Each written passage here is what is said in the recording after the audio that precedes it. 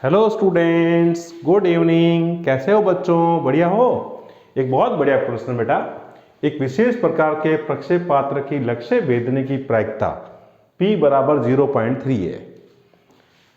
न्यूनतम कितने प्रक्षेपात्र दागे जाने चाहिए कि लक्ष्य भेदने की प्रायिकता कम से कम 80% हो?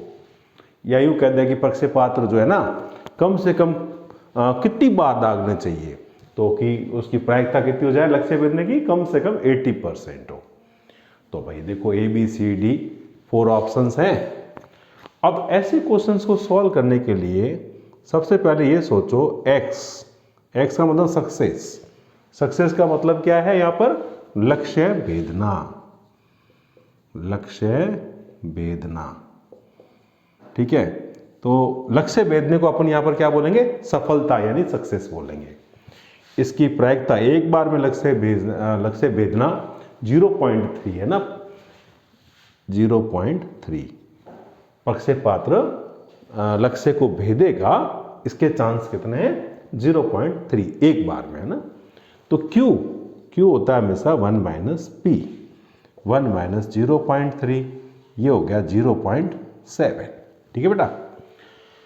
अब अपन इसमें देखो बेटे, कितनी बार है ना, n की वैल्यू हमारे को डिमांड है। आगे क्या बोला है?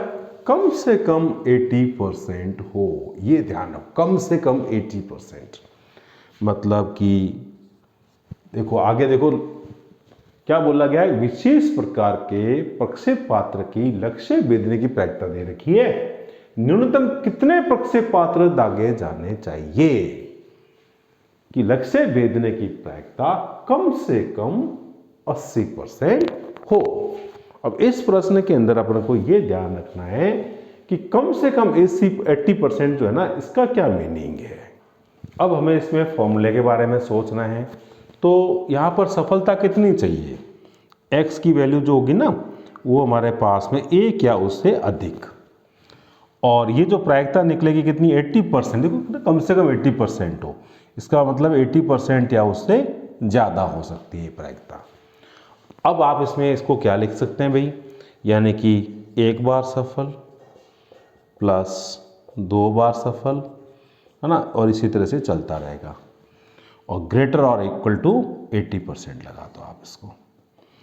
अब बच्चों देखो, n टाइम्स आपने इसको प्रक्षेपात्र को, है ना, प्रक्षेपित किया तो यहाँ पर n आ जाएगा।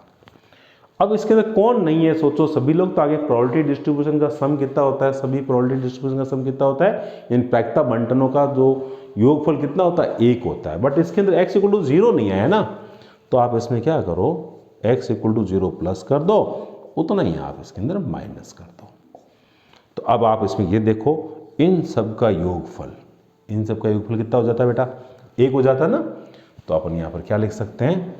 इन सब का योगफल तो 1 हो गया, minus P X equals to 0 और ग्रेटर और इक्वल टू 80%। 80% ना 80/100। अब आओ फॉर्मूले के ऊपर। फॉर्मूला हमारे पास इस केस में क्या होगा भाई? P X equals to R is equals to N C R Q N minus R और पी आर। ठीक है भाई। इस फॉर्मूले को यहाँ इम्प्लीमेंट कर लेते हैं। तो ये आ जाएगा 1 minus P X equal to 0, यानी आर की वैल्यू यहाँ क्या मिल रही है? 0, मीन्स एन सी 0, और क्यू की वैल्यू देखो अभी निकाली 0.7। ये आ जाएगा मेरे पास 0.7, और होल पावर हमारे पास क्या आ गया बेटा?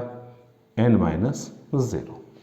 इसी तरह से p की वैल्यू कितनी है? 0.3, और whole power 0 must equal to greater और इक्वल टू कितना होगा? 80%, यानी 80/100। सॉल्व कर लो इसको। 2 4 जा और 2 5 जा। अब आगे देखते हैं इसके अंदर। ये हो गया मेरे पास 1 माइनस एन सी 0 की वैल्यू कितनी होती है? 1 होती है। तो ये तो 1 इंटू 0.7, यानी कि 0.7 को आप लिख दो 7/10, और घात के अंदर कितना आ जाएगा? n आ जाएगा। इसकी वैल्यू 1 हो ही जाएगी, ग्रेटर और इक्वल टू 4/5। अब इसे सिंप्लीफाई करते हैं भाई, है ना। तो इसको ले जाओ राइट साइड में और इसको ले जाओ लेफ्ट साइड में। तो आप इसमें क्या होगा? 1 माइनस 4/5 ग्रेटर और इक्वल टू 7/10 है ना, इसकी घात कितनी हो गई, n हो गई। अब 4/5 का मतलब कितना होता है ना, ये होता है 0.8, 5 का भाग देके देख लो, ग्रेटर और इक्वल टू ये है 0.7 और होल पावर n। देखो 0 पॉइंट कितना आ गया यहाँ पर 2, और ये ग्रेटर और इक्वल टू कितना है 0.7 और होल पावर n। अब आप इसमें ये देखते हैं कि 5, 6, 7 और इनमें से कोई नहीं, तो 5 को रख के देखते हैं, 4 को भी रख के देख लेते हैं ना, n की वैल्यू देखते हैं क्या बनता है इसके अंदर। अगर मैं n की वैल्यू 4 लेता हूँ तो 0.7 को 4 टाइम्स मल्टीप्लाई करेंगे, यानी कि 0.7 इंटू 0.7 कितना हो गया 0.49। इसी तरह से 0.49 को यानी कि 49 और 49 कर दो मल्टीप्लाई, 81 कितना आ गया मेरे पास में 8, 36 और 8 कितना हो जाएगा 44, ये 36 और 3 और 16 और 3 19, ये लो भाई 1 10 1 13 और 14 1 और 2 2 4 0 1, ये 4 बार मल्टीप्लाई करने से, और यहाँ अगर डेसिमल होगा तो यहाँ कितना आ जाएगा 0.24। तो देखो सेटिस्फाइड हो रहा है क्या कंडीशन। n की वैल्यू जैसे जैसे n की वैल्यू बढ़ेगी ना वैसे और छोटा मान आएगा, ये याद रखना। तो क्योंकि डेसिमल है इसलिए ना, पॉइंट लगने के कारण। तो अगर मैं n की वैल्यू 4 लेता हूँ तो यहाँ कितना मिलेगा मेरे को 0.24 मिलेगा, ये तो 0.2 ही है, 2 को 2 0 कह सकते हैं ना, 2 को 2 0 भी कह सकते हैं। तो 0.20 ये तो सेटिस्फाइड नहीं होगा इस कंडीशन में, यानी कि अपन एक बार और मल्टीप्लाई करके देखते हैं इसको, इस वैल्यू को 0.7 से और मल्टीप्लाई करके देखो, तो ये कितना आ जाएगा 7 0 और 28 2 14 और 2 यस 16, और डेसिमल लग जाएगा 1 2 3 4 और 5 यहाँ पर। तो 0.16807, इससे क्या रहेगा 0.20 से कम रहेगा, यानी n की वैल्यू 5 रखने से हमारे पास क्या होगा छोटा मान प्राप्त होगा। कौन सा, इधर बड़ा ना, इधर छोटा मान प्राप्त हो जाएगा n की वैल्यू कितनी 5 रखने से। तो क्या बोला था क्वेश्चन, तो उसमें ABCD में ये A ऑप्शन हमारे पास में करेक्ट हो जाएगा। बहुत बढ़िया क्वेश्चन है, अच्छी तरह कीजिए। ऐसे क्वेश्चन में घबराना नहीं होता है, बस पेशेंस के साथ ये देखना होता है कौन सा फॉर्मूला लगेगा और क्या कंसेप्ट बोला जा रहा है, उस कॉन्सेप्ट को यहाँ पर इम्प्लीमेंट करें और आराम से अचीव करें। बाय बच्चों, ऑल द बेस्ट।